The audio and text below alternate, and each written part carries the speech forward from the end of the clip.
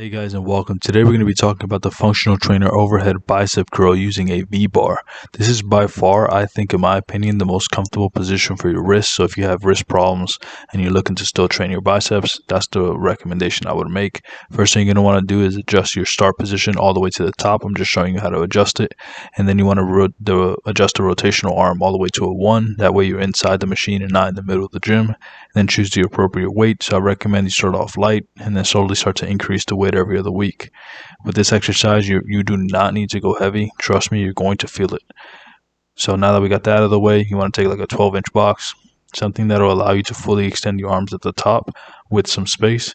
Sit up nice and tall, drive your elbows back and together, and then come to a full extension and full flexion at the bottom. But before we continue on more tips, a word from today's video sponsor. Me.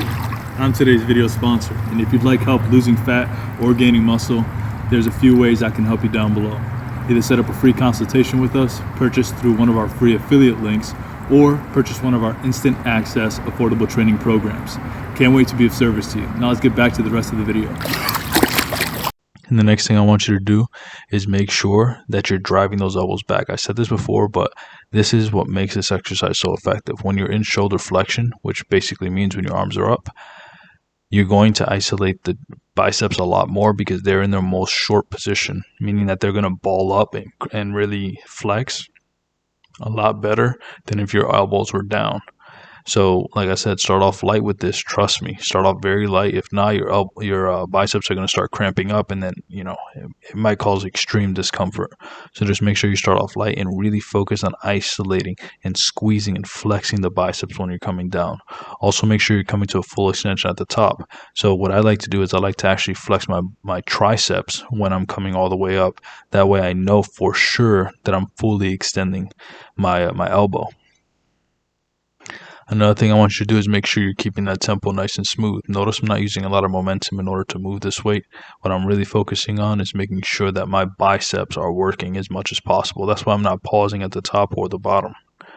And making sure that your elbows and hands are close are going to cause this exercise to be more and more effective. So notice I'm not holding it by the ends of the V-bar.